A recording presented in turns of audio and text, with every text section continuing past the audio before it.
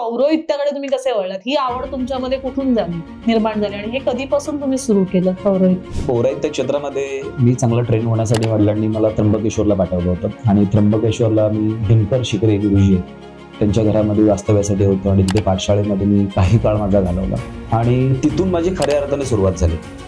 आणि एक दिवस त्यांनी मला पाटावरती बसलं, मला सांगितलं पुण्यर्शनाचा विधी कर. तोपर्यंत मी खाली बसलोय आणि पुढच्या विधीला मी विधी चालवले.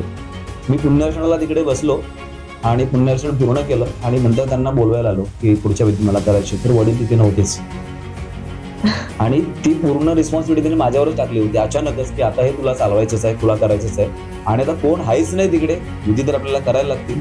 तर तेव्हा ते धाडस माझ्यामध्ये येण्यासाठी वडिलांनी ते मुद्दाम केलेली गोष्ट होती. तुमच्या बरेच रील्स वगैरे बघितलेले आहेत ज्याच्यामध्ये तुम्ही बिग बॉस काय अंकिताचं लग्नाचे विधी केलेले आहेत, तिची नवीन कार घेतलेली त्याची पूजा केलेली आहे, रील स्टार तन्मय पाटेकरकडे तुम्ही वास्तुशांती केलेली आहे. तर बऱ्याचदा असा सामान्य लोकांचा हा भ्रम होऊ शकतो की हे फक्त उच्चभ्रू लोकांचेच फक्त कडे पूजा किंवा धार्मिक कार्य करतात. त्याच्यामध्ये खरं तर ना मी बऱ्याचदा लोक आपल्याला असं म्हणतात की तुम्ही स्ट्रेस घेऊन काम करता. माझ्यासोबतची मुलं पण मला बऱ्याचदा म्हणतात, कारण माझ्या पूजेमध्ये मला तांदळाचा दाणा सुद्धा इकडे तिकडे असं कुठे गेलेला अजिबात आवडत नसतो. पूर्ण प्रत्येक गोष्टी परफेक्शन पाहिजेच त्या सगळ्या गोष्टींचं. अशा प्रकारे पूजा मांडत असतो. त्यामुळे आणि व्हिडिओज मध्ये पूजा पाहणं आणि प्रत्यक्षात मांडलेली पूजा पाहणं याच्यामध्ये खूप फरक आहे. पूजा मांडून झालं तर मला स्वतःला सुद्धा ट्रस्ट होत नाही की हे आपण मांडलेलं, म्हणजे इतकं सुंदर होते की लोक त्या मांडणीच्या भोवती घुटमळलेले असतात. पॉझिटिव्ह ऑरा म्हणलं त्याच्याबद्दल मला सांगायला अजून आवडेल की एखाद्या घरामध्ये जेव्हा आम्ही एंटर करतो आणि पूजेची मांडणी करतो त्यावेळेचा ओरा आणि जेव्हा ती पूजा संपन्न होते त्याच्यानंतरचा ओरा हा खूप फरक असतो. कारण किंवा आपल्या आजचा हा जो पॉडकास्ट केला त्याच्यावरती येऊन तुम्हाला कसं वाटलं? खरं सांगायचं झालं तर मला तुमचं जे नाव आहे ना, अस्तित्व, खूप आवडलं. फारच छान असं तुमचं नाव. श्री स्वामी समर्थ. नमस्कार, मी स्मिता बोटेकर. आपल्या अस्तित्व टॉक्स या चॅनलवरती तुमच्या सगळ्यांचं मनापासून स्वागत करते.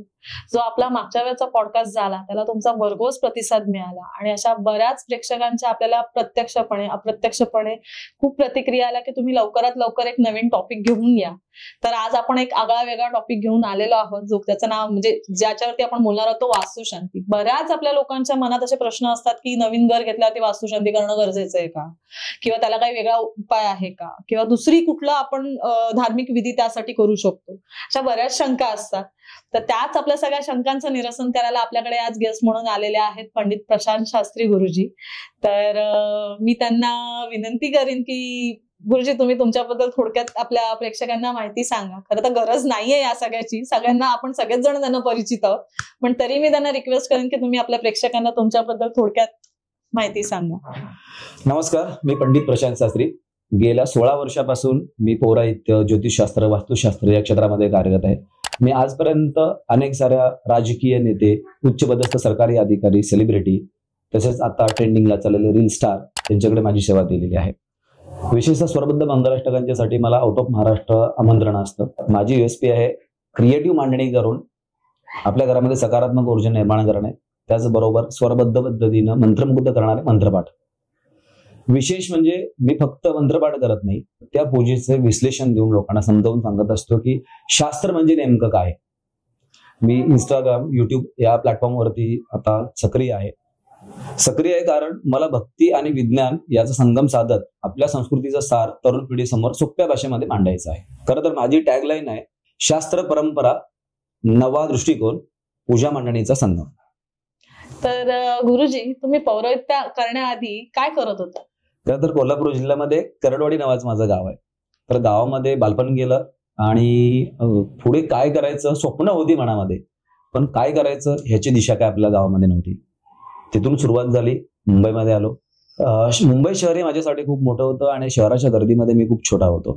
त्यामुळे मिळेल ते काम करत करत मी माझी जर्नी पुढे आणली. त्याच्यामध्ये सेल्समध्ये काम करणं, सिक्युरिटीमध्ये काम करणं, बॅक ऑफिसला काम करणं, अनेक साऱ्या कंपन्यांमध्ये मी काम केलं. आणि मग एक गोष्ट ही मला अजून आठवते की अगदी लोककलाकार म्हणून सुद्धा ऑर्केस्ट्रामध्ये डान्स सुद्धा मी केला आणि त्याचे शोज मी रत्नागिरीपर्यंत केलेले आहेत. आणि तिकडचे बरेचसेच मित्र मला आजही कनेक्टेड आहेत. म्हणजे तो ऑर्केस्ट्राचं नाव मला आठवतं, नृत्य झंकार करून एक तो ऑर्केस्ट्रा होता आणि त्या ऑर्केस्ट्राची ओपनिंग ही माझ्याकडून असायची, ज्याच्यामध्ये पहिलं आपलं जे गाणं आहे वासुदेवाचं, उजळून आलं आभाळ रामाच्या बारी, तर त्याची ओपनिंग ही माझ्याकडून असायची. तर डान्सची पण खूप आवड आहे. तर गुरुजी, मी तुमचं अजून एक पेज बघितलं इन्स्टावरती की राज ऑन KTM. त्याच्यामध्ये बऱ्याच ठिकाणी तुम्ही ट्रेकिंग करताना दिसताय, रॅपलिंग करताना दिसताय, असे बरेच व्हिडिओ आहेत. तर ते नक्की काय आहे, ते तुम्ही अजूनही करता का म्हणजे आवड आहे म्हणून अजूनही करता का आधी करत होता? खरं तर ती आवड अगदी रक्तामध्ये भिनलेली आहे. जसं मी मगाशी सांगितलं की मी मुंबईला आलो आणि मुंबईमध्ये आल्यानंतर सिनियर एज्युकेशन जे आहे मी MD कॉलेजमध्ये ऍडमिशन घेतलं आणि मग तिकडे NCC मध्ये ऍडमिशन घेतलं आणि NCC मध्ये असे काही मित्र भेटले की त्यांना खरं तर ट्रेकिंगची खूप आवड होती आणि त्यांच्यामुळे मग ट्रेकिंगला सुरुवात केली आणि आज महाराष्ट्रामध्ये अनेक सारे गड किल्ले जे आहेत ते मी एक्सप्लोअर केलेले आहेत आणि गड किल्ले एक्सप्लोअर करत असताना मग पुन्हा ते रॅपलिंग, क्लाइम्बिंग या गोष्टीची आवड आणि अचानक एका मित्रामुळे मला रायडिंगची आवड लागली आणि त्याच्यासोबत मी 1-2 राईड केल्या. त्याच्यानंतर जेवढ्या काही राईड केल्या ते मी सगळ्या अगदी लेह लडाख पासून तर केरळपर्यंत सगळ्या सोलो बाईक राईड केलेल्या आहेत आणि ती तर जर्नी खूपच भन्नाट आहे माझी. त्यामुळे मला पुढे असं वाटतं की आता प्रचंड करिअरच्या ओघामध्ये आता खूपच व्यस्त झालोय, पण एक ड्रीम माझं आहे ते मला कम्प्लीट करायचंय. वर्ल्ड टूर साठी जायचंय सोलो बाईक राईडवरती, तर मला नक्की तेही करायला आवडेल. तुम्ही बाईक रायडिंग करत होता, सेल्स मध्येही काम केलेलं आहे, वेगवेगळ्या ठिकाणी काम केलेलं आहे मुंबईमध्ये आल्यानंतर. मग ही पौरोहित्याकडे तुम्ही कसे वळलात? ही आवड तुमच्यामध्ये कुठून निर्माण झाली आणि हे कधीपासून तुम्ही सुरू केलं पौरोहित्य? खरं तर पौरोहित्याची सुरुवात कॉलेज लाईफ मध्ये असल्यापासूनच होती. म्हणजे छोटं मोठं काम करत राहायचो, छोटंसं गणेश पूजन असेल, सत्यनारायणची पूजा असेल ते करत राहायचो. पौरोहित्य क्षेत्रामध्ये मी चांगलं ट्रेन होण्यासाठी वडिलांनी मला त्र्यंबकेश्वरला पाठवलं होतं आणि त्र्यंबकेश्वरला मी दिनकर शिकरे गुरुजी आहेत त्यांच्या घरामध्ये वास्तव्यासाठी होतो आणि तिथे पाठशाळेमध्ये मी काही काळ माझा घालवला. पण प्रॉपर पौराहित्य क्षेत्रामध्ये मी आलो नव्हतो. पौराहित्य क्षेत्रामध्ये येण्यापाठीमागचा बेस अशा प्रकारचा होता की लग्नानंतर मी खऱ्या अर्थाने पौराहित्य क्षेत्रामध्ये आलो. कारण मी तेव्हा एक JW मॅरिटमध्ये जॉबला होतो, खूप छोट्याशा सॅलरीवरती काम करत होतो आणि लग्नाच्या नंतर म्हणत होतो की अशा प्रकारच्या परिस्थिती आपल्या समोर येत होती की मग मला असं वाटत होतं की ह्या सगळ्या ज्या गोष्टी आहेत इथून काय आपल्याला वर्कआउट होणार नाहीये. सो आपण आपल्या फील्डमध्ये येणं खूप गरजेचं आहे. मग अगोदर खरं तर आजोबा पौराहित्य क्षेत्रामध्ये होते, नंतर माझे वडील, मग मोठे काका या क्षेत्रामध्ये होते, मी आणि माझा सख्खे चुलत भावंड जे सगळेच आम्ही आता या क्षेत्रामध्ये कार्यरत आहोत. तर गुरुजी, तुम्ही पौराहित्य क्षेत्रामध्ये कसे आलात हे तर आपल्या सगळ्यांना कळलं, पण ह्याची सुरुवात कधी झाली? खरं तर याची सुरुवात जी आहे ती दादरमध्ये कुळकेश्वर महादेव मंदिर आहे आणि तिथे एक वैदिक हिंदू हा संस्था आहे, ज्या संस्थेमध्ये माझे वडील पूर्वीपासून काम करत होते आणि तिथून माझी खऱ्या अर्थाने सुरुवात झाली.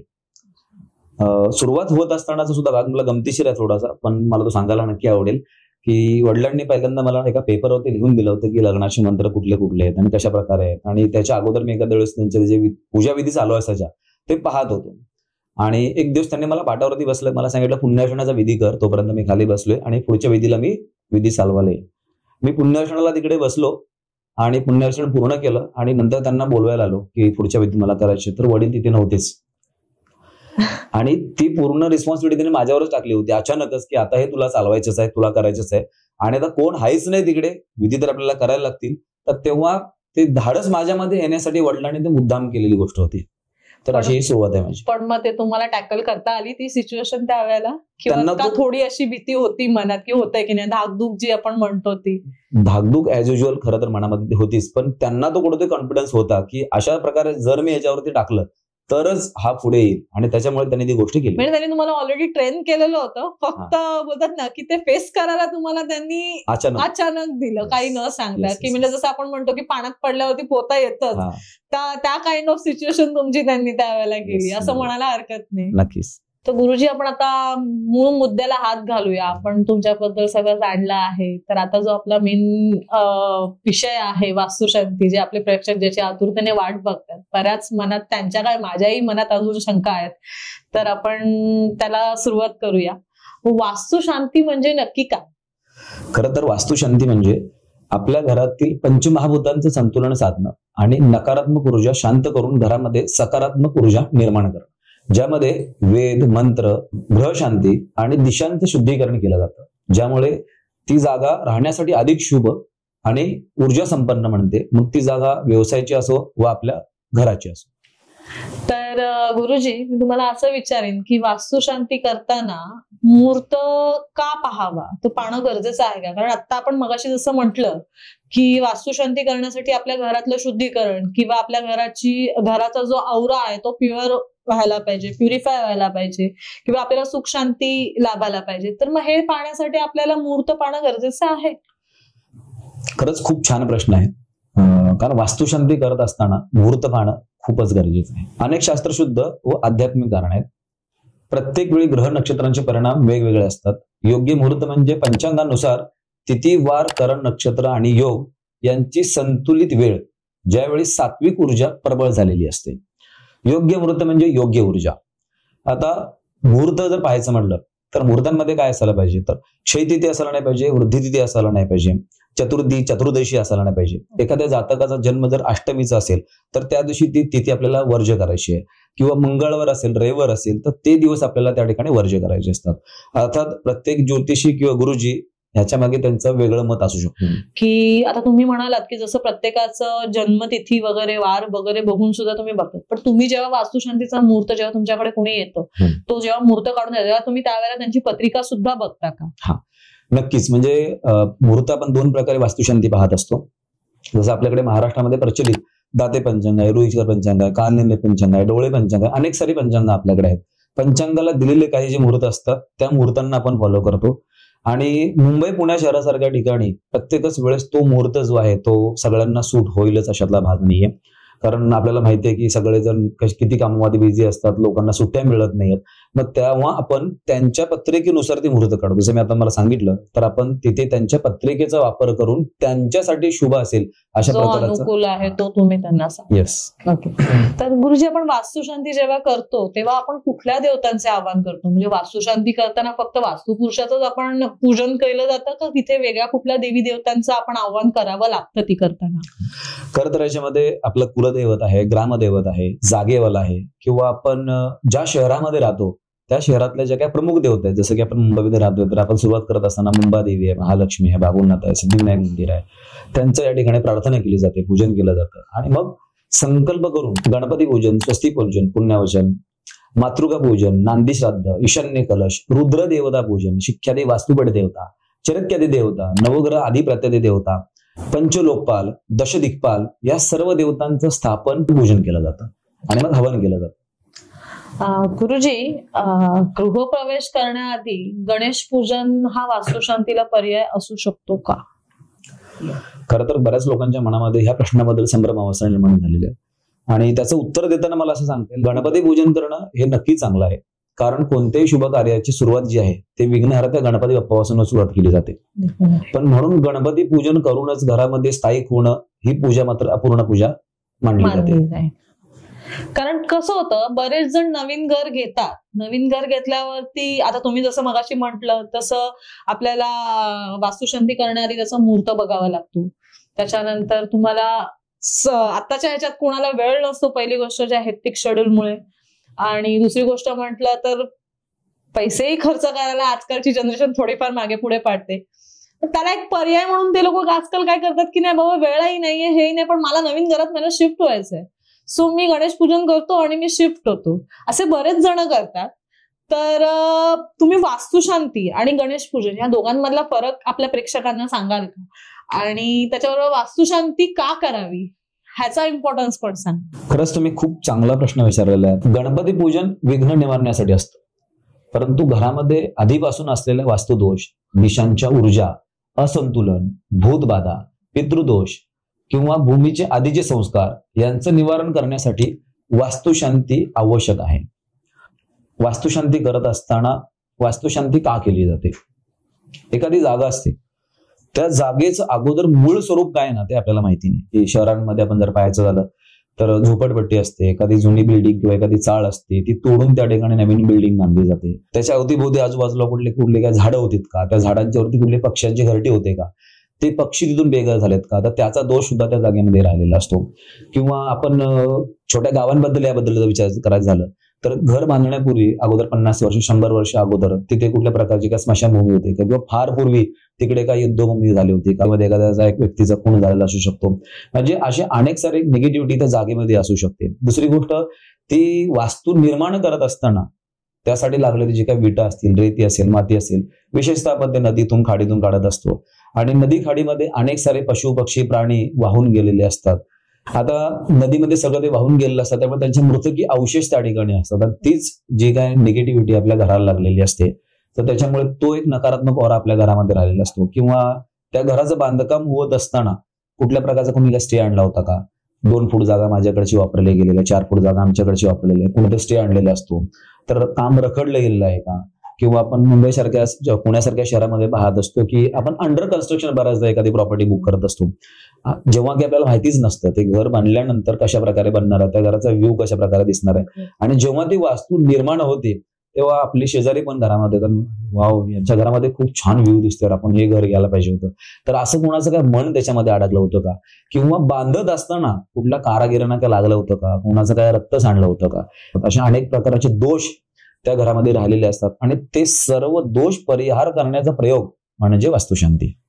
आपण बिल्डिंग बांधत असतो किंवा अंडर कन्स्ट्रक्शन मध्ये कदाचित असं होऊ शकतं की जे कारागीर आहेत त्यांना कुठेतरी लागून दुखापत होऊन त्यांचं रक्त सांडू शकतं किंवा असं. तर तसंच मला एक विचारायचंय की समजा आपण गृहप्रवेश करतोय किंवा कुठलं तरी आपल्याकडे शुभ कार्य, गृहप्रवेशच असं नाही, आपल्याकडे शुभ कार्य आहे, पण ते करत असताना चुकून काहीतरी घाई गडबडीत आपल्याकडनं जर आपल्याच पैकी कुठल्या तरी घरातल्या व्यक्तीमधलं जर असं त्यावेळेला लागून दुखापत होऊन जर रक्त सांडलं तर ते अशुभ मानलं जातं का?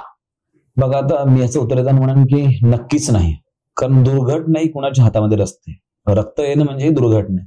दुर्घटना कोणी तुम्ही सुद्धा स्वतः की मला लागावं, माझं रक्त बाहेर पडावं असं म्हणून कुठली गोष्ट जाणार आहेत का, तर दुर्घटना आणि त्याच्याकडे त्याच दृष्टिकोनातून पाहिलं पाहिजे. तर गुरुजी, आपण मगाशी तुम्ही म्हणालात की तुम्ही जेव्हा ह्या पूजा वेगवेगळ्या पद्धतीचे आपले जे धार्मिक विधी आहे ते सांगतात, तर त्याच्यामध्ये तुम्ही क्रिएटिव्हिटीने करता, ते आम्ही बघतो सुद्धा. तर हे तुम्ही स्वतःच इनबिल्ट आहे, म्हणजे स्वतःच तुम्ही केलंय का तुमचे वडील, तुम्ही जसं म्हणाल तुमचे काका आणि तुमचे जे मोठे भाऊ आहेत तर ते करत होते का तुम्हीच ही सुरुवात केली? कसं आहे, म्हणजे तुम्हाला कसं सुचलं? खरं तर एक क्रिएटिव्हिटी ही इनबिल्डच कुठे आपल्या आतमध्ये होती. पण क्रिएटिव्हिटी पूजा पाठामध्ये मांडत असताना सुद्धा खूप विचार करणं गरजेचं होतं. तर त्याच्यामध्ये मी फक्त गणपती जो पार्ट आहे किंवा स्वस्तिक पुण्यक्षणामध्ये जे स्वस्तिक वगैरे काढणं असतील, अष्टदल काढणं असेल किंवा मातृका मंडलापर्यंत ज्या गोष्टी आहेत त्या मात्र मी स्वतः क्रिएटिव्हिटीने माझ्या केलेले. बाकी वास्तुमंडल आहे, रुद्रमंडल आहे, ते जे जसं शास्त्रामध्ये आहे आपण त्याच पद्धतीने आणि त्याच रंगांचा आपण त्याच्यामध्ये वापर करतो. असं नाही की आपल्या मनाने कुठलं तरी त्याच्यामध्ये रंग ऍड ऑन केलेले आहेत. बऱ्याचदा लोकांना असं वाटतं की गुरुजी तुम्ही हे कसं काय केलं, तर याज्ञिक रत्नममध्ये ह्या सगळ्या गोष्टी आहेत की वास्तुमंडल कशा प्रकारे मांडायचं आहे, सर्वतोभद्र मंडल कशा प्रकारे मांडायचं आहे, रुद्रमंडल कशा प्रकारे मांडायचं आणि त्याच्यामध्ये कोणत्या कोणत्या रंगांचा वापर करायचा.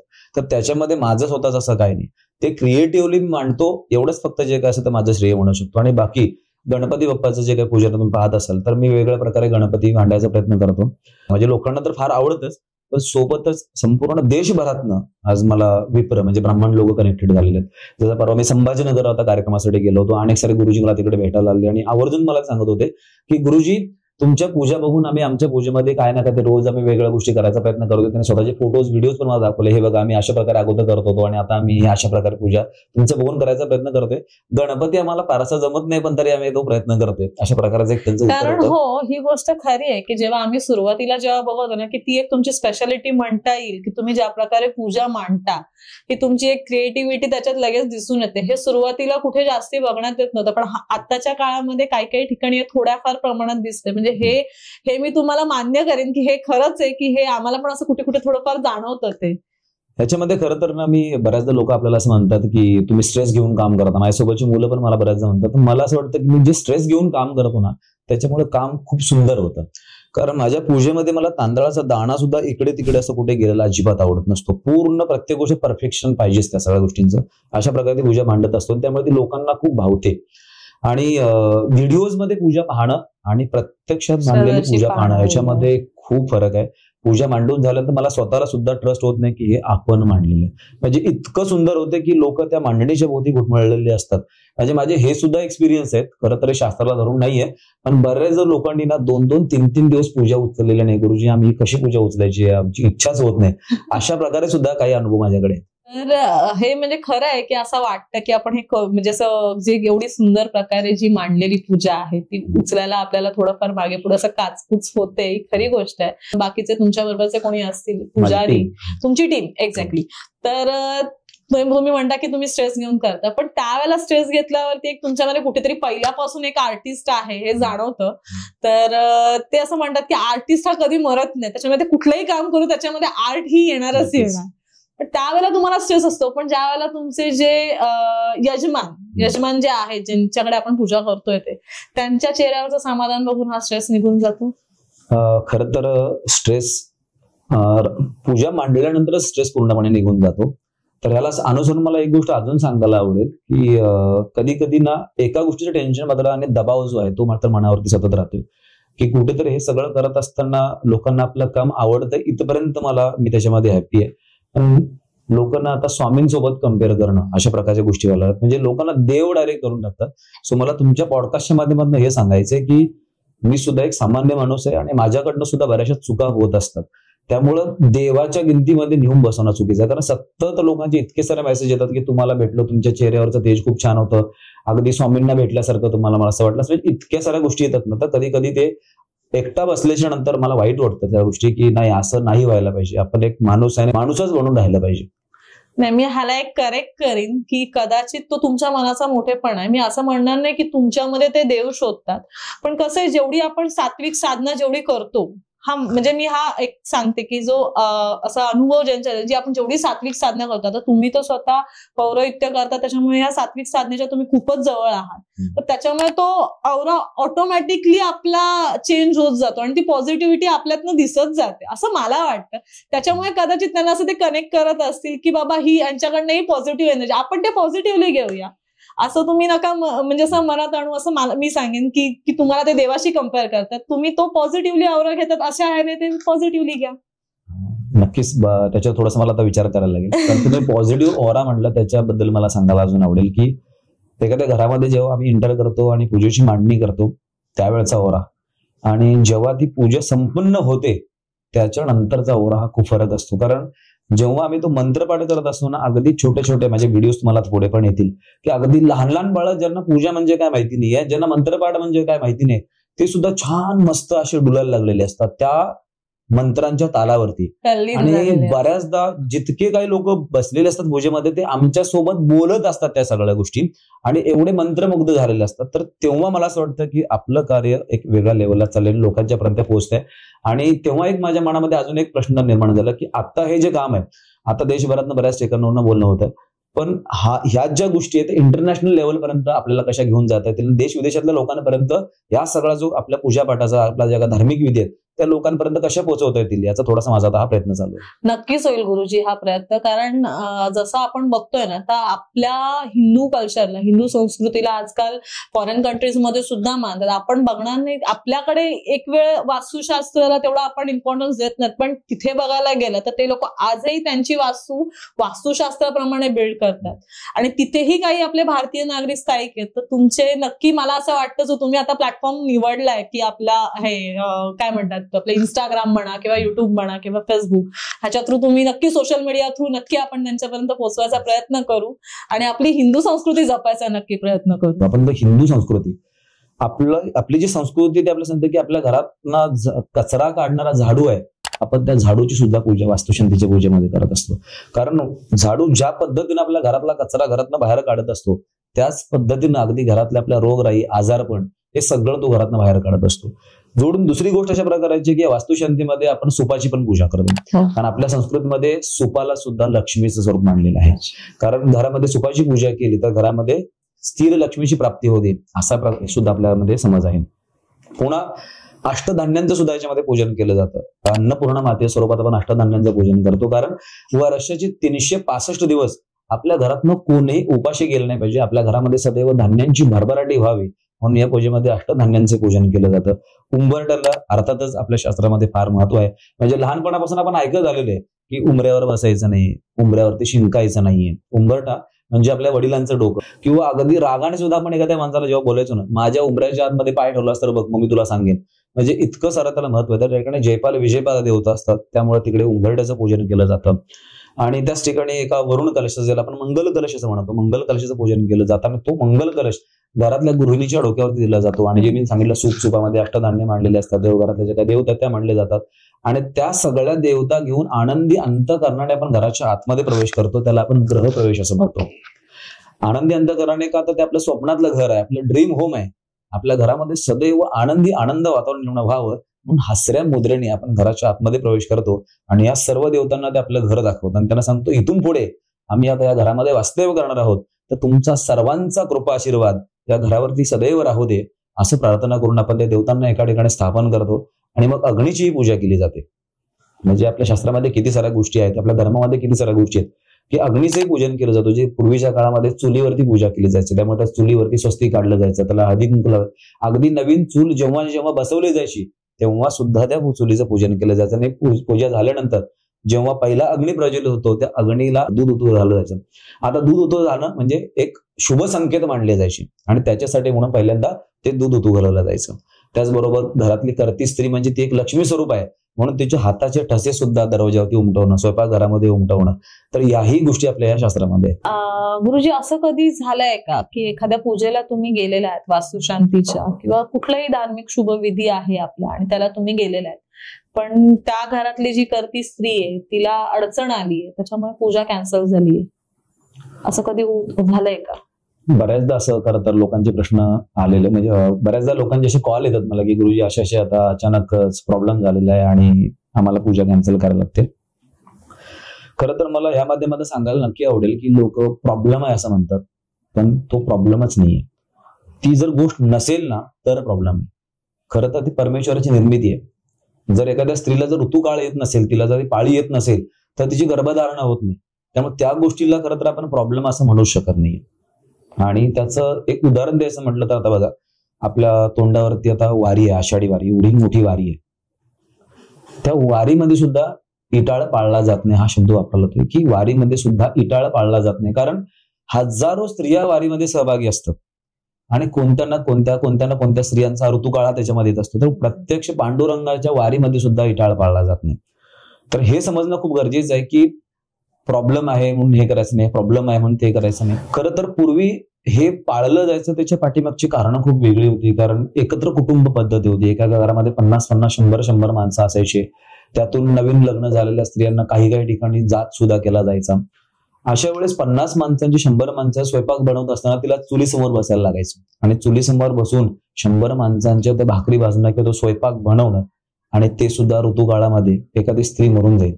आणि म्हणूनसाठी लोकांच्या मनामध्ये भीती घालण्यात आली की जर ऋतुकाळ पाळला नाही तर त्यातनं काहीतरी अशुभ होतं. म्हणजे अशुद्ध लोक म्हणायचे एखाद्या स्त्रीला ऋतुकाळ आला आणि ती जर एखाद्या नावेत बसली, होडीत बसली की बोट बुडते का, ती भीती त्यांच्या मनामध्ये घातली जायची. आणि ती भीती घातली म्हणून तिला ते 4 दिवस रेस्ट मिळण्यासाठी एका साईडला बसवलं जायचं. तिची आता पाळी आलेली आहे तर तिला हात इकडे तिकडे कुठे लावायचे नाही. मुख्य जे कारण आहे त्याच्या पाठीमागचं ते हे आहे की त्या स्त्रीला पुरतं रेस्ट मिळालं पाहिजे, याच्यासाठी ती पाळी पाळली जायची. पण अजून लोकांच्या मनामध्ये त्याच्याबद्दलचे वेगवेगळ्या प्रकारचे तर्कवितर्क आहेत. त्याला जोडून मला अजून एक गोष्ट सांगायला आवडेल की पूर्वीच्या काळाची स्थिती वेगळी होती, आत्ताच्या काळातली स्थिती पूर्णपणे वेगळी आहे. आता महिला पायलट झालेत, नुसते पायलट नाही तर फायटर पायलट झालेत, जे आता आपण पाहिलं. आणि आपण जर असं म्हणायचं झालं की माझी 7 तारखेला डेट येते तर ती 7 तारखेलाच येत असं नाही, ती कधी मागे कधी पुढे सुद्धा होत असते. आता एखादी लेडी फायटर पायलट आहे आणि तिचा जर ऋतुकाळ ती म्हणेल मी आता युद्धावरती जाणारच नाहीये, माझी पाळी आलेली आहे. किंवा एखादी लेडीज पायलट आहे, ती विमान चालवते आणि माझ्यामध्येच ऋतुकाळ आला, आता मला पुढे विमान चालवायचंच नाही, हे सगळं अशुभ आहे असं म्हणून ती मागे येऊ शकते का? तर कुठेतरी विचार करण्यासारख्या गोष्टी आहेत. आणि मला असं वाटतं की निसर्ग सुद्धा आपल्याला सांगतोय की परिवर्तन हा निसर्गाचा नियम आहे. आपल्या हातामध्ये मोबाईल आहे. मी सतत लोकांना ही गोष्ट सातत्यानं सांगत असतो की तो मोबाईलमध्ये सुद्धा जे ऍप्लिकेशन आहेत ना, ते ऍप्लिकेशन आपल्याला दर महिन्याने 2 महिन्यांनी अपडेट करायला लागतं. ते नाही केलं तर तुमचं सिस्टम हँग होतो. तुम्ही तुमच्या मोबाईलला अपडेट करताय पण स्वतःला मात्र बिलकुल अपडेट करत नाही, तर ते नाही चालणार. स्वतःला सुद्धा तुम्हाला अपडेट करावं लागेल. तर गुरुजी, वास्तुशांतीमधला मुख्य घटक म्हणजे आपली वास्तुपुरुषाची जी प्रतिमा असते. बऱ्याचदा आपण बघतो की ती वास्तुशांतीच्या वेळेला जी प्रतिमा असते ती आपण किचनमध्ये, मी असं माझ्या ऐकिवात आलंय की ती आपण किचनमध्ये पुरली पाहिजे. तर ती किचनमध्ये कुठल्या दिशेला पुरली पाहिजे आणि ती जी प्रतिमा असते ती कुठल्या धातूची असावी? खरं तर कसं आहे, वास्तुपुरुषाची प्रतिमा ही धातूची असायला पाहिजे असं नियम आहे. जसं तर देवघरातल्या मूर्त्यांबद्दल पण मी म्हणते की त्याच्यामध्ये सुद्धा एक नियम आहे मूर्तीशास्त्रानुसार की ती 4 इंचापर्यंत उंच असावी, ती भरीव असायला पाहिजे, ती पोकळ असता कामा नये, त्याला जॉईंट असता कामा नये. अगदी त्याच पद्धतीने वास्तुपुरुषाची जी प्रतिमा आहे ती सुद्धा ही धातूची असावी. मग त्याच्यामध्ये काही लोक सोन्याची प्रतिमा निक्षेप करतात. आज सोने 1 लाखाच्या वर गेले, तर ज्याला परवडतं ते सोन्यामध्ये करतील, नाही परवडतं ते चांदीमध्ये करू शकतील, तांब्यामध्ये करू शकतील, पितळेमध्ये करू शकतील, किंवा जी मिळत नाही खरं तर की आपण लीडमध्ये पण करता येऊ शकतं. तर आता प्रतिमा असली पाहिजे आणि धातूची असायला पाहिजे, हा सर्वसामान्य नियम आहे. पण सोबतच जोडून त्याला आपण असं म्हणू शकतो की म्हटलं तर किचनमध्ये बऱ्याचदा मला ह्या गोष्टीची डिफिकल्टी आलेली आहे की गुरुजी किचनमध्ये का नाही पुरत आहे तुम्ही. आमच्या काकांच्या घरामध्ये किचनमध्ये केलं होतं. पूर्वीच्या काळातल्या लोकांना खरं तर माहिती होतं की आपलं जे स्वयंपाकघर आहे ते आग्नेय दिशेला असायला पाहिजे. पण आता सगळ्यांचीच घरं काय आग्नेय दिशेला नसतात. जर तुमचं घर आग्नेय दिशेला असेल आणि तुमच्या त्या घरामध्ये 135 डिग्री जी प्रॉपर आग्नेय दिशा येते त्या ठिकाणी जर तुम्हाला दिशा मिळत असेल तर तुम्ही त्या ठिकाणी ती प्रतिमा निक्षेप करू शकता. गुरुजी, रिसेलचं घर जेव्हा आपण घेतो तर त्याच्यात वास्तुशांती करणं गरजेचं आहे का? कारण किंवा अनिवार्य आहे का असं मी विचारेन. गरजेचं नाही, अनिवार्य आहे का असं विचारेन मी. कारण बऱ्याचदा लोकांचा असा समज असतो की हे आपलं रिसेलचं घर आहे तर आधीच्या ओनरने वास्तुशांती केलेली असू शकते, मग वास्तूही तोच आहे, वास्तू पुरुष सुद्धा तोच आहे, तिथे ऑलरेडी सगळा औरा मेंटेन केलेला आहे, तर आपण परत एवढा सगळा खर्च करायची गरज आहे का? किंवा हे सगळं परत आपण ही पूजा करणं गरजेचं आहे का? कसं आहे ना, एखाद्या आपण रिसेल घर एखादं जेव्हा आपण घेतो तेव्हा त्या घरामध्ये राहणारे जे काही सदस्य असतात त्यांच्या घरामध्ये अनेक साऱ्या घटना घडलेल्या असतात. काही घरांमध्ये आनंदी घटना घडलेल्या असतील, काही घरामध्ये दुःखद घटना घडलेल्या असतील, कोणाचा अपमान झाला असेल, कोणी एकमेकांना शिवीगाळी केलेली असेल, म्हणजे अशा अनेक साऱ्या गोष्टी, किंवा त्यांच्या घरामध्ये त्यांना खूप संघर्षाला सामोरे जावं लागलं असेल, किंवा त्यांच्या घरामध्ये कोणाला आजारपण आलेले असेल, तर ती सगळी जी नकारात्मकता आहे ना ती सगळी नकारात्मकता त्या घरामध्येच राहिलेली असते. आणि त्यामुळे ती नकारात्मक ऊर्जा घरातनं बाहेर काढण्यासाठी म्हणून त्या रिसेलच्या प्रॉपर्टीमध्ये सुद्धा वास्तुशांती करणं खूप गरजेचं आहे. जोडून मला हे सांगायला आवडेल की तुम्ही एखाद्या भाड्याच्या घरामध्ये जरी राहत असाल तरी त्या भाड्याच्या घरामध्ये जर खूप काळापर्यंत तुम्ही राहणार असाल तर त्या ठिकाणी सुद्धा तुम्ही त्या घरामध्ये वास्तुशांती करणं खूप गरजेचं आहे. वास्तुशांती ही फक्त विधी नाहीये तर ती ऊर्जा सिद्धी आहे. ते आपल्या घरामध्ये जी काही ऊर्जा आहे ती सिद्ध करण्यासाठी किंवा शुद्ध करण्यासाठी हा विधी केला जातो. जसं की आपण म्हणू शकतो की आपण रोज आंघोळ करतो, आपलं स्नान झाल्याच्या नंतर आपल्याला शुद्ध वाटतं, तसं त्या वास्तूला सुद्धा शुद्ध करणं गरजेचं. म्हणून रिसेल प्रॉपर्टीमध्ये वास्तुशांती खूप गरजेची आहे. तर गुरुजी, आता जसं तुम्ही म्हणालात की भाड्याच्या घरात सुद्धा जर आपल्या जास्ती काळात वास्तव्य असेल तर वास्तुशांती करावी तिथे. पण समजा एखाद्याची फिरतीची नोकरी असेल किंवा आपले यंग जनरेशन जी आहे ती काही कॉलेज निमित्त किंवा उच्च शिक्षणानिमित्त कुठे वेगवेगळ्या ठिकाणी पेंगेस म्हणून राहतात, तर त्या ठिकाणी काही आपल्याला 1-2 वर्षासाठी असेल तर कोणी वास्तुशांती करणार नाही, मला नाही असं वाटत. तर त्याच्यावरती उपाय काय? उदक शांती हा त्याच्यावरती उपाय असू शकतो की जिथे आता मेन मुद्दा आपला जो आहे, हेतू जो आहे तो तोच आहे की आपल्या घरात शांतता राहावी, औरा जो असतो तो जरा प्युरिफाय व्हावा, तुम्हाला एक पॉझिटिव्ह एनर्जी मिळावी, तर त्याला उदक शांती हा एक पर्याय असू शकतो का? कसं आहे ना, वास्तुशांतीला उदक शांती हा नक्कीच पर्याय नाही. वास्तुशांती तुम्हाला विधी करायचीच आहे. जसं तुम्ही म्हणलात की 1 वर्ष किंवा 2 वर्ष, बोलताना आपण म्हणतो 1च वर्ष किंवा 2च वर्ष, पण एका वर्षामध्ये 365 दिवस असतात. त्या 365 दिवसामध्ये तुम्ही कुठून कुठे पोहोचू शकता आणि कुठून कुठे येऊ शकता. सो त्याच्यावर मला असं वाटतं की थोडा काळ पण असला तर ती वास्तू शुद्ध असणं गरजेचं आहे. जेवढे आपण कपडे खरेदी करतो ना तेवढाच खर्च पाहायला गेला तर वास्तुशांतीचा असतो. आणि तेवढा जर खर्च केल्याच्या नंतर तिथं तुमच्या जीवनामध्ये काहीतरी चांगल्या गोष्टी घडणार असतील तर करायला काही हरकत नाही. अगदीच तुमचं बजेट नसेल तर मी नक्की सांगेन की मग तुम्ही एखाद्या वेळेस गणेश पूजन करून त्या घरामध्ये राहू शकता. पण उदक शांती हा त्याच्यासाठीचा पर्याय नाही. उदक शांती आणि वास्तुशांतीमध्ये फरक काय? खरं तर उदक शांती हा वास्तुशांतीला पर्याय कधीच असू शकत नाही. कारण उदक म्हणजे पाणी, त्या घरातल्या पाण्याची केलेली शांती म्हणजे उदक शांती आहे. जसं की आता आपण बाहेर जर झालं तर एखादी नवीन वास्तुशांती करताना त्याच्यापूर्वी उदक शांती केली जाते. एखादं शुभ कार्य करायचं असेल तर त्याच्यापूर्वी सुद्धा उदक शांती विधी केली जाते. एखाद्या धार्मिक तीर्थक्षेत्रा ठिकाणी गेल्यानंतर आपण नारायण नागबली, पिंडी शब्द, कालसर्प शांती करतो. तिकडून परत घरी आल्याच्या नंतर 45 दिवसाच्या आतमध्ये आपण घरामध्ये उदक शांती करत असतो. एखाद्या घरामध्ये दुःखद घटना काहीतरी घडलेली असते, तिकडे शोक झालेला असतो, रडारड झालेली असते, घरामध्ये निगेटिव्ह वातावरण तयार झालेलं असतं, ते घालवण्यासाठी सुद्धा उदक शांती हा पर्याय सांगितलेला आहे. कारण वास्तुशांतीमध्ये जसं मगाशी मी तुम्हाला सांगितलं, वास्तुशांतीमध्ये होम हवन होतं, वास्तुपुरुषाचं पूजन होतं, नवग्रह शांती होते, क्षेत्रपालाचं पूजन होतं. अशा प्रमुख देवतांचं पूजन जे की वास्तुशांतीमध्ये होतं ते उदक शांतीमध्ये होत नाही, त्यामुळे तो पर्याय नक्कीच असू शकत नाही. गुरुजी, आता आपण जसं बोललो तसं आपण नवीन घरात वास्तुशांती करणं गरजेचं आहे हे बघितलं, रिसेलच्या घरात सुद्धा बघितलं, इव्हन भाड्याच्या घराचं सुद्धा तुम्ही सांगितलं. पण कधी कधी असंही होऊ शकतं की आपलं स्वतःचं घर आहे, म्हणजे आपण म्हणतो ना की 1+1 हाऊस आहे किंवा रो हाऊस असेल, अगदी सोप्या भाषेत म्हणायला गेलं तर बंगलो आहे आपण असं म्हणून चालूया. त्या घरात वास्तुशांती केली आहे, सगळे विधी व्यवस्थित झालेले आहेत, पण कालांतराने त्यांना ती जी जागा आहे ती रिडेव्हलप करायची आहे आणि पूर्णपणे डिमॉलिश करून स्वतःच राहणार, बिल्डिंग वगैरे नाही बनणार, फक्त तिथे स्वतःचं नवीन घर परत ते डिमॉलिश करून बांधणार आहे. मग त्या केसमध्ये सुद्धा जेव्हा नवीन घर जेव्हा ते बनतं तेव्हा वास्तुशांती करावी लागते का? कारण घर आपलंच असतं, तिथे वास्तुशांती केलेली असते आणि आताही आपणच राहणार आहोत तिथे, आपल्या डोळ्यासमोरच सगळ्या गोष्टी झालेल्या आहेत, तर त्या केसमध्ये करावं लागतं का? तुम्ही तर अगदी मोठा प्रश्न बोललात की घर डिमॉलिश केल्यानंतर वास्तुशांती करायची, तर त्याचं उत्तर होच आहे. तर त्याच्या आतलाही प्रश्न आहे, कधी कधी घर अख्खं डिमॉलिश केलं जात नाही, त्या घरामध्ये इंटिरियरचं काम केलं जातं आणि इंटिरियरचं काम करताना घराच्या लाद्या तोडल्या जातात, कुठेतरी बाथरूम नवीन बनवला जातो, तर त्याच्यामुळे घरातली जी मूळ वास्तू आहे ना ती वास्तू दुखावली जाते. सो त्या कारणामुळे त्या घरात जात असताना, जसं मगाशी मी सांगितलं की ते बांधकाम चालले, रिडेव्हलप म्हणजे काय, पुन्हा तिकडे बांधकाम हा पार्ट आला, तर पुन्हा त्या सगळ्या गोष्टी त्याच्यामध्ये आल्या.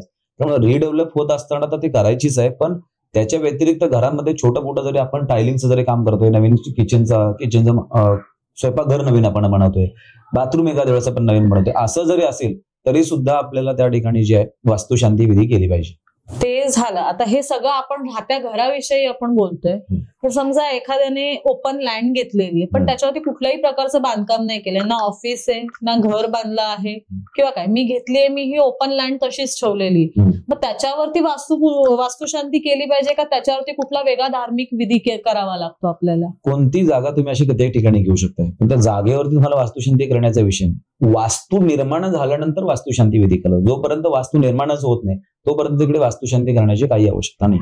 गुरुजी, वास्तुशांती करताना आपण जो होम हवन करतो तर ते होम हवन का केलं जातं आणि त्याच्यामध्ये आपण कुठल्या देवी देवतांचं आव्हान आपण त्याच्यामध्ये करतो? होमामध्ये तेज म्हणजे अग्नी, वायू म्हणजे धूप, जल म्हणजे अर्घ्य आणि पृथ्वी म्हणजे हवनकुंड, आकाश म्हणजे ध्वनी यांचा समावेश होतो. त्यामुळे पंचमहाभूतांचं जे आहे ते संतुलन आपल्याला साधता येतं. होमामध्ये आहुती दिल्यामुळे ग्रहांच्या बाधा कमी होतात, त्यामुळे त्यांचा सकारात्मक प्रभाव जो आहे तो आपल्यावरती होत असतो. होमातील धूर, मंत्र आणि जे काय आपण आहुती देतो, समिध, तिल, अज्ज, तंडूल, होमाच्या माध्यमातून गणपती, वास्तुपुरुष, नवग्रह देवता, दिशा देवता, क्षेत्रपाल इत्यादी अग्निउपासक ज्या देवता आहेत त्यांना समर्पित आहुती देऊन तृप्त केलं जातं.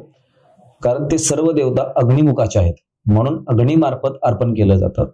अग्नीमध्ये अर्पण केलेली प्रत्येक आहुती जी आहे ती देवतांच्या पर्यंत पोहोचते. आता आहुती देत असताना आपण अग्नीमध्ये आहुती कशी देतोय, तर स्वाहा बोलू. अग्निदेवतेच्या 2 पत्नी आहेत, एक स्वाहा आणि एक स्वदा. तर अग्निदेवता स्वा बोलल्यानंतर आपलं मुख उघडतो आणि हा बोलल्यानंतर आपलं मुख बंद करतो, म्हणून आपण स्वाहा करून आतमध्ये आहुती देत असतो आणि ती जी काय दिलेली आहुती आहे ती आहुती वायूमार्फत देवतांच्या पर्यंत जाते आणि त्या देवता तृप्त होतात. म्हणून वास्तुशांतीमध्ये होम करणं खूप महत्वाचं आहे. आता आपण जे म्हणतोय की वास्तुशांतीमध्ये होम करणं महत्वाचं आहे आणि जसं तुम्ही म्हणालात मगाशी की वास्तुशांती करताना मुहूर्त बघणं हे सुद्धा गरजेचं आहे, तर जेव्हा आपण कुठल्याही प्रकारचा होम करत असतो तर तेव्हा असं बघितलं जातं की अग्नी त्यावेळेला पृथ्वीवरती त्याचं स्थान आहे का, असंही काहीतरी असतं. मग जेव्हा वास्तुशांतीचा मुहूर्त आपण काढतो तर आता हे इनबिल्ड झालं, वास्तुशांती करणार बोललं की होम पण आलं, तर त्यावेळेला हे पण त्याच्यामध्ये बघितलं जातं का की त्यावेळेला अग्नीचं स्थान पृथ्वीवर आहे का? खरं तर वास्तुशांतीच्या मुहूर्ताचा नियम वेगळा आहे आणि शांती कर्माच्या मुहूर्ताचा नियम हा वेगळा आहे. दोन्ही ठिकाणी वेगवेगळ्या प्रकारचे नियम पाहिले जातात.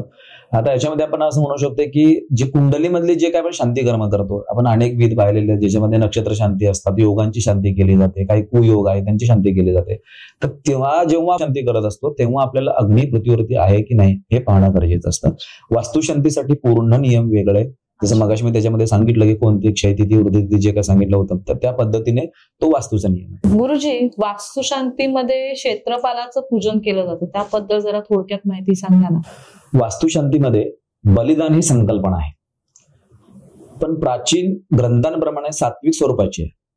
उडीद, तांदूळ, गोळ, धूप, दीप, फुलं, सुपारी यासारख्या वस्तू विविध दिशांना दिक्पालांना समर्पण करून त्या दिशातील ऊर्जा संतुलित केली जाते.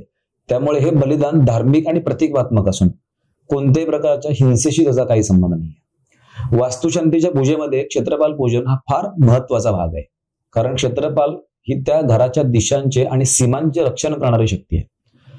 हे पूजन केल्याने घरावर कोणत्याही प्रकारची वाईट नजर असेल, दृष्ट नजर असेल, नकारात्मक शक्ती असतील, काही त्याचा परिणाम असेल, त्यामुळे घरात राहणाऱ्या प्रत्येक माणसाला मानसिक शांती, सुरक्षितता आणि सौख्य लाभते. म्हणून वास्तुशांतीच्या पूजेमध्ये क्षेत्रपाल पूजन फार महत्वाचं आहे. तर गुरुजी, तुम्हाला वास्तुशांती करताना काही सकारात्मक अनुभव आले आहेत का? खूपदा आलेत असे सकारात्मक अनुभव आणि मला स्वतःला खूप छान वाटतं. बऱ्याचदा असं होतं की गृहप्रवेशाची पूजा मी करत असतो. नवीन घर असतं, इमोशन्स लोकांचे लागलेले असतात आणि गृहप्रवेशाची पूजा करत असताना जेव्हा महिषासूर मर्दिनी स्तोत्राचं आम्ही पठण करतो तेव्हा खूपदा आतापर्यंत मी असं पाहिलेलं आहे की सुखद अश्रू लोकांच्या डोळ्यात आलेले पाहिले. मग तेव्हा मला असं वाटतं की कुठेतरी लोकांच्या पर्यंत हा कार्यक्रम पोहोचलेला आहे. हा पॉडकास्ट जेव्हा ते लोक पाहत असतील त्या सगळ्यांना त्या गोष्टी आठवतील की गुरुजींनी मंत्रपाठ करत असताना आमच्या डोळ्यात असं पाणी आलं होतं. एक ही जागा असते. आणि जेव्हा दिवंगत पितृगणांची आठवण केली जाते, त्याला आपण नांदी श्रद्धा आपण म्हणतो, आणि नांदी श्रद्धाच्या वेळेस जेव्हा पितृसुक्त जेव्हा मी पठण करतो, बोलतो, तर तेव्हा खूपदा लोकांच्या डोळ्यातले अश्रू अनावर होतात आणि हापसून रडणं अशा प्रकारच्या गोष्टी, पण ते सुखद असतात की त्यांना त्या गोष्टीची कुठे जाणीव असते की आपण इतक्या सुंदर छान घरामध्ये आलोय आणि आज आमच्यामध्ये ती व्यक्ती असायला पाहिजे होती. आणि त्या स्तोत्रामध्ये तशा प्रकारची शब्द रचना आहे की ते तिथपर्यंत पोहोचतं, कनेक्ट होतं. गुरुजी, मी तुम्हाला एक छोटासा पर्सनल प्रश्न विचारेन की मी तुमच्या बरेच रील्स वगैरे बघितलेले आहेत ज्याच्यामध्ये तुम्ही बिग बॉस फेम अंकिताचं लग्नाचे विधी केलेले आहेत, तिची नवीन कार घेतलेली, त्याची पूजा केलेली आहे, रील स्टार तन्मय पाटेकरकडे तुम्ही वास्तुशांती केलेली आहे. तर बऱ्याचदा असा सामान्य लोकांचा हा भ्रम होऊ शकतो की हे फक्त उच्चभ्रू लोकांचेच फक्त कडे पूजा किंवा धार्मिक कार्य करतात. तर असा कधी तुम्हाला हे आलंय का की बाबा सामान्य लोक तुम्हाला अप्रोच करायला थोडेफार संकुचितता मनात येतात? तर ह्या पॉडकास्टच्या निमित्ताने तुम्हाला काय आपल्या प्रेक्षकांना सांगायला आवडेल की कसं? म्हणजे तर बऱ्याचदा असं झालेलं आहे, खूप सारे लोक मला कॉल करत असतात आणि ते पहिल्यांदा विचारतात मला की गुरुजी तुम्ही आमच्याकडे पूजेला याल का? कारण आम्ही तुम्हाला तुमच्या व्हिडिओज मध्ये पाहतोय, तुम्ही सेलिब्रिटी लोकांकडे जाऊन पूजा करताय, राजकीय नेत्यांकडे जाऊन पूजा करताय. सो माझी खूप मनापासून इच्छा आहे की आमच्या घरामध्ये तुम्ही येऊन पूजा करायला पाहिजे. तुमच्या पॉडकास्टच्या निमित्तानं मला लोकांना सांगायला आवडेल की मला कुठेही जाऊन पूजा करायला आवडेल. म्हणजे असं त्यासाठी काही बंधनं नाही आहेत की समोरची व्यक्ती तशीच एखादी उच्चभ्रू असायला पाहिजे. आणि हे सांगताना मला असं सांगायला सुद्धा आवडेल की एखादा मेडिकल इंडस्ट्रीमध्ये डॉक्टर असतात, तर ते डॉक्टर तुम्ही झोपडपट्टीतून आलात का, तुम्ही चाळीमध्ये राहताय का, की तुम्ही टॉवरमध्ये राहताय, ते बघून त्यांना काही ट्रीटमेंट देत नसतात. तसंच मी सुद्धा पूजापाठ करत असताना समोरची व्यक्ती कुठली आहे, मला जास्त आवडेल की ती पूजेमध्ये बसणारी व्यक्ती श्रद्धेने बसणारी हवी.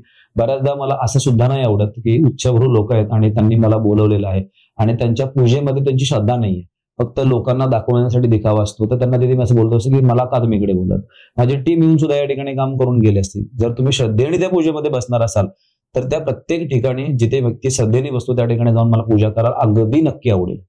गुरुजी, बऱ्याचदा असं होतं की तुम्ही पूजा विधी वगैरे सगळे करता आणि जे यजमान असतात किंवा त्यांच्या घरातले काही व्यक्ती असतील ते पूजा झाल्यानंतर त्यांच्या पूर्ण फॅमिली सकट तुमच्यावर फोटो वगैरे काढायला म्हणजे थांबतात. अगदी जे लांबचे नातेवाईक असतात ते सुद्धा थांबतात.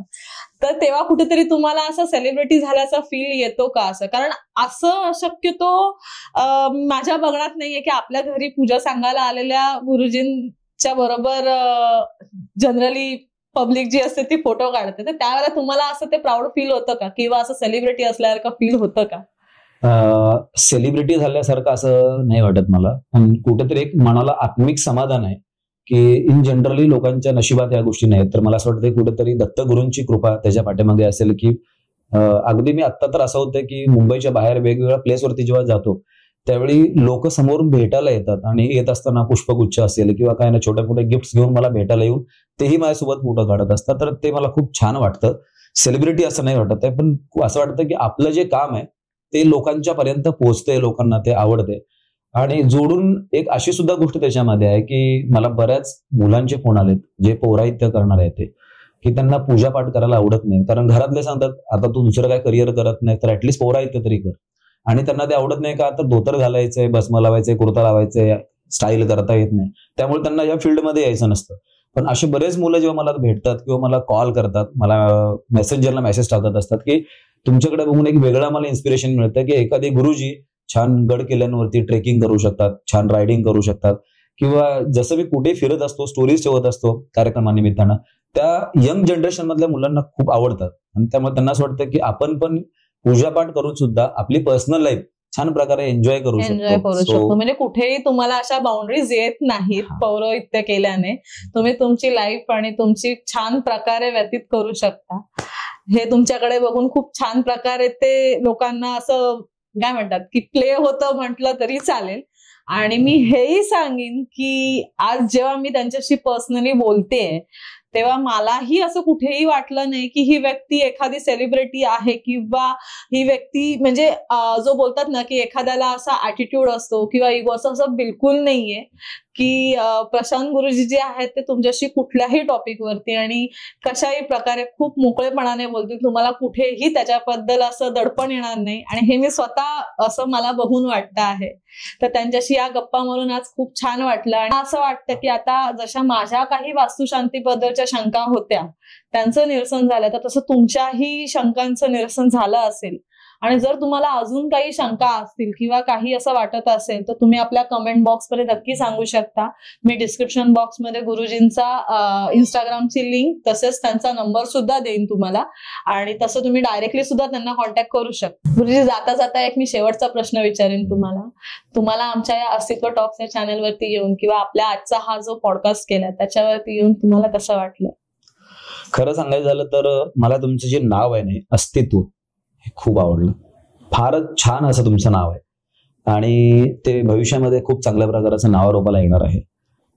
आणि इकडे येण्यासाठी खूप छान वाटण्याचं पाठीमागचं अजून एक कारण होतं की जेव्हा मी प्रतीकला कनेक्ट झालो तेव्हा प्रत्यक्ष बोलणं हो झालं, कारण तो फोटोग्राफर आणि माझा कुठला तरी पाठीमागचा तो एक बेस आहे आणि एक फोटोग्राफर तो आहे, त्यामुळे मी खूप पटकन त्याला कनेक्ट झालो आणि त्यामुळे इकडे यावंसं वाटलं. तोपर्यंत मी त्याला पाहिलं नव्हतं ऍक्च्युअली प्रतीकला, आणि मी फोनवर कंटिन्युअसली फक्त त्याचं बोलणं होत होतं. इथं आल्याच्या नंतर ज्या पद्धतीनं तो माझ्यासोबत बोलला वागला किंवा तुम्ही, हे खूपच छान होतं. आणि माझ्यासाठी पॉडकास्ट ही अगदी नवीन एक्सपिरियन्स आहे. तुम्ही इतक्या खेळीमेळीच्या वातावरणामध्ये, जिथे मला असं वाटलं की मी इथे कुठेतरी अडकतोय, कारण कॅमेरा फेस करायची मला सवय नाही, आम्ही नेहमी कॅमेराच्या पाठीमागे असतो, आणि तुमच्यामुळे ती संधी मिळाली त्यासाठी खरंच अस्तित्व टॉकचं मनापासून धन्यवाद. प्रतीकचं आणि मॅडमांचं खरंच मनापासून धन्यवाद. खरंच आजचा हा पॉडकास्ट खूपच सुंदर झालेला आहे. या दोघांना त्याच्यासाठी खूप साऱ्या शुभेच्छा की अस्तित्व टॉक खूप चांगल्या प्रकारे पुढे त्यांचा प्रवास होऊ देत. आणि तुम्हाला सर्वांनाही सांगतो की तुमच्या प्रत्येक कमेंट, तुमच्या लाईक्स, तुमच्या सबस्क्राईबमुळे त्यांना खूप चांगलं बळ मिळत असतं. त्यामुळे आवर्जून चॅनलला सबस्क्राईब करा, आणि काय तुम्हाला आयडियाज त्यांना देता येत असतील तर कमेंट बॉक्समध्ये आवर्जून द्यायला विसरू नका.